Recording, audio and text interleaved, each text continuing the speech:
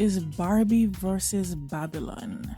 I watched Babylon 2 days before Barbie, and in preparing for this video, I was actually going to do two separate videos, a Barbie video, a Barbie review, and a Babylon review separately. In preparing for these two videos, I'm like, wait a minute, there are some similarities there. There are some similarities between each movie. The cry scene. No, in Barbie cries, what, 4 or 5 times? 4 or 5 times when she has to channel finding the person that's playing with her in the real world. And she closes her eyes and she's going through and seeing how sad the situation is with the mother and daughter. When she opens her eyes, the single tear that runs down her cheek. And I analyze that scene even more, talking about Margot's acting again.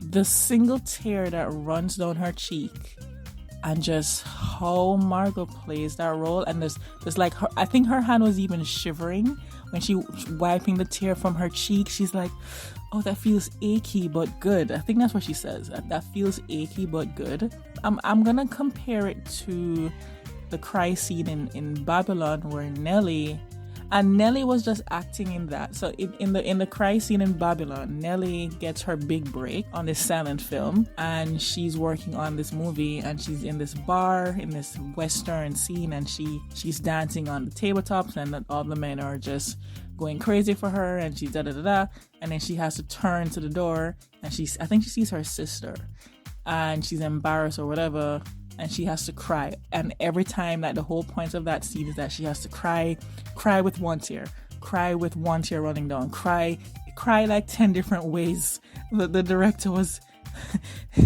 she was requesting for Nellie to cry in 10 different ways, and even though Nellie is acting, it's still a single tear down the cheek. And I think there's an interview where Margot says that she can cry on cue. I mean, we see it if you see multiple movies that she's been in. This woman can cry on cue. This woman is a crier, a really good crier. She's a really good crier. The scene to me that got me was the scene at the end, towards the end, when Barbie wants to become human, and she's that montage, and then with the Billie Eilish music playing over it. What was I made for? Oh, that song, yo, I had to stop myself. I'm fully crying because I didn't want to be crying around a bunch of people, right? That scene, there's so many scenes where she gets, it's just. But the key scene, though, I want to go back to for Barbie, is she's on the park bench and she's trying to find the person that's playing with her in the real world, and she closes her eyes and she sees visions of a mother and daughter, and she sees the heartbreak of the situation, of the disruption between the mother and daughter, and she opens her eyes and the single tear, and she cries and she says, that felt good but achy. I think that's what she says.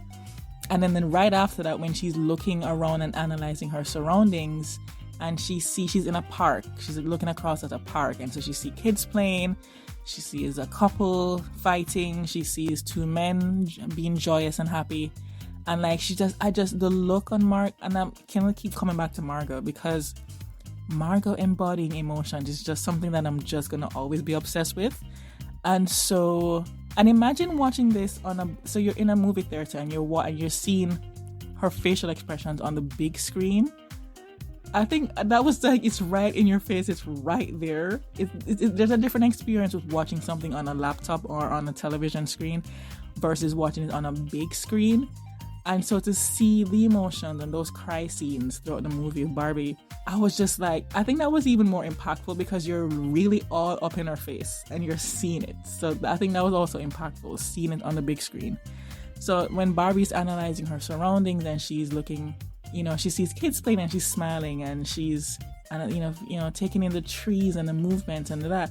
But she sees a couple fighting and she gets sad, and then she sees 2 men being joyous and happy and laughing, and she starts to laugh, and then she turns, the next person she looks at is a guy that looks depressed, and then she looks sad again. I'm just like, oh my god, that scene is so amazing. I'm getting kind of emotional. I'm getting teary-eyed. yes, that scene was just, but to see the emotions in this entity that was just a doll and is always happy 24/7, and to see her in the real world and she's actually feeling emotions outside of happy go lucky, happy. It was just, Margot played it well. I was just obsessed. Okay, getting teary-eyed. And how many days? It's been weeks now, right? And I'm getting teary-eyed. It's amazing. Anyways, it's just the emotions, my emotions.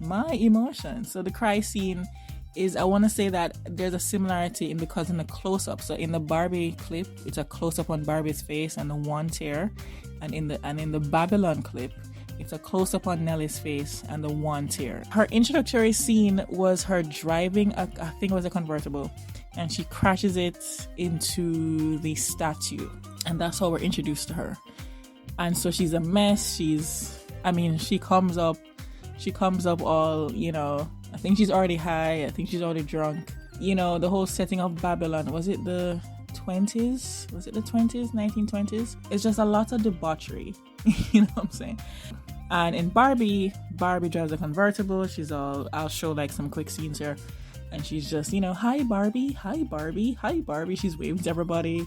She's just very giddy and happy and joyful and positive and yay space. It's a completely different. And like I said, I'm gonna dive deeper into Margot's acting because, y'all, the fact that she can embody Nellie and embody Barbie, these are two separate types of personalities, and she plays them so well. Anyways, I'm gonna dive deeper we'll get more into some really a nice analysis of Margot Robbie. All right.